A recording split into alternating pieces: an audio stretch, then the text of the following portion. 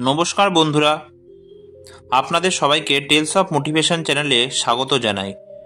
আজকে আমাদের গল্পের শীর্ষক হলো সবকিছুই ক্ষণস্থায়ী। প্রাচীনকালে শাক্য রাজ্যের রাজধানী কাপিলাবস্তুতে এক ধনী ব্যবসায়ীর পরিবারে জন্ম নিল একমাত্র কন্যা। তার নাম ছিল কিসমা।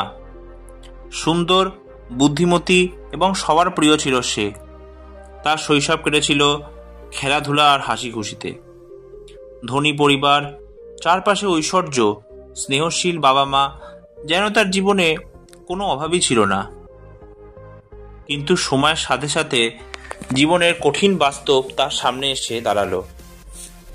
কিসমার বয়স তখন মাত্র 16। হঠাৎই ভয়ঙ্কর রোগে আক্রান্ত হয়ে তার প্রিয় মা মারা গেলেন। যে মানুষটি তাকে প্রতিদিন বুকে আগলে রাখতেন, হাসি মুখে পথ দেখাতেন, তিনি এক নিমেষেই চলে গেলেন অচেনা জগতে। কিসমা কাঁদতে কাঁদতে বাবাকে জিজ্ঞেস করলো, মা কেন গেলেন? আমরা এত ধনী, চিকিৎসক ডাকলাম, ওষুধ দিলাম, তবুও কেন তাকে বাঁচাতে পারলাম না? বাবা শুধু দীর্ঘশ্বাস ফেলে বললেন, মেয়ের মা চলে গেছে, এটাই সত্য, এ সত্য মেনে নিতে হবে। কিন্তু কিসমা মেনে নিতে পারছিল না। তার মনে হচ্ছিল, যদি এমন কোনো উপায় পাওয়া যেত যাতে মানুষ চিরকাল বেঁচে থাকতে পারে, তাহলে কারো প্রিয়জনকে হারাতে হতো না। কিছুদিন পর খবর এলো, বোধিসত্ত্ব সিদ্ধার্থ, এখনকার গৌতম বুদ্ধ, শহরে এসেছেন। তিনি মানুষের দুঃখ মোচন করতে আসছেন, সত্যের শিক্ষা দিচ্ছেন। কিসমা ছুটে গেল তার কাছে। সে কাঁদতে কাঁদতে বলল, ভগবান, আমার মা মারা গেছেন, আমি তাকে আবার ফিরে চাই। আপনি তো সত্য জানেন, অনুগ্রহ করে আমাকে এমন কোনো ওষুধ দিন যা আমার মাকে ফিরিয়ে আনবে। গৌতম বুদ্ধ গভীর দৃষ্টিতে তাকালেন কিসমার দিকে। তিনি দেখলেন এক কিশোরীর হৃদয় ভালোবাসায় ভরা, কিন্তু অজ্ঞানতার আধারে ঢেকে গেছে। তিনি মৃদু হেসে বললেন, হ্যাঁ কিসমা, আমি তোমাকে এমন এক ওষুধ দিতে পারি যা তোমার দুঃখ দূর করবে, তবে এর জন্য তোমাকে একটা কাজ করতে হবে। কিসমা আগ্রহে বলল, কি কাজ ভগবান? আমি সব করব। বুদ্ধ বললেন, তুমি শহরে গিয়ে এক মুঠো সরিষা নিয়ে এসো, তবে শর্ত আছে, সরিষা অবশ্যই এমন বাড়ি থেকে আনতে হবে যেখানে কখনো কোনো মানুষ মারা যায়নি। কিসমা আশায় বুক বাঁধল। মনে হলো এবার তার মা ফিরে আসবেন। সে শহরের এক প্রান্ত থেকে অন্য প্রান্তে ছুটল। প্রথম বাড়িতে গিয়ে বলল, আমার জন্য এক মুঠো সরিষা দিন, তবে শর্ত হলো আপনাদের পরিবারে কেউ কখনো মারা যাননি। বাড়ির গৃহিণী বিস্ময়ে তাকালেন। কি বলছো মা? আমাদের বাবাকে আমরা হারিয়েছি গত বছর, সরিষা দিতে পারি, কিন্তু তোমার শর্ত মানতে পারছি না। কিসমা মন খারাপ করে অন্য বাড়িতে গেল। সেখানে গিয়েও শুনল, আমাদের সন্তান ছোটবেলায় মারা গেছে। আর এক বাড়িতে শুনল, আমাদের দাদু গত মাসেই মারা গেলেন। এভাবে শহরের প্রায় প্রতিটা বাড়িতে গিয়ে কিসমা বুঝতে পারল, এমন কোনো পরিবার নেই যেখানে মৃত্যু আসেনি।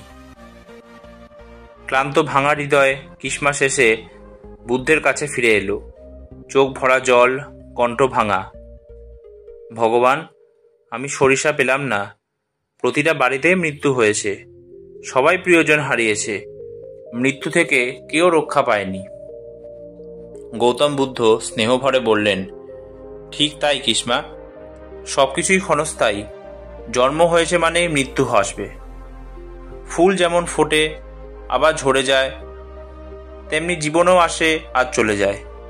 তোমার মাও এই নিয়মের বাইরে নন। তিনি আরো বললেন, দুঃখ জন্মায় যখন আমরা ভেবেছি কিছুই বদলাবে না, কিন্তু পৃথিবীতে কিছুই স্থায়ী নয়। অনিত্যতাকে মেনে নিতে পারলেই তুমি মুক্তি পাবে। কিসমার চোখে যেন নতুন আলো ফুটে উঠল। সে উপলব্ধি করল, তার মায়ের দেহ আর ফিরে আসবে না, কিন্তু তার স্মৃতি, ভালোবাসা বেঁচে আছে। মৃত্যু চিরন্তন সত্য, কিন্তু সেটি জীবনের সৌন্দর্য। এরপর কিসমা বুদ্ধের শিষ্যত্ব গ্রহণ করল। ধীরে ধীরে সে দুঃখ কাটিয়ে ওঠে, অন্যদেরও শেখাতে লাগলো। সবকিছুই ক্ষণস্থায়ী। মৃত্যু আমাদের শত্রু নয়, জীবনেরই অবিচ্ছেদ্য অংশ। আমরা যদি সত্যিকারভাবে বাঁচতে চাই তবে অনিত্যতাকে গ্রহণ করতে শিখতে হবে। গৌতম বুদ্ধের শিক্ষা ছিল অনিত্যতার দর্শন। এই বিশ্বে কিছুই স্থায়ী নয়। সুখ নয়, দুঃখ নয়, সম্পদ নয়, এমনকি জীবনও নয়। ক্ষণস্থায়িতার মধ্যেই লুকিয়ে আছে মুক্তির পথ।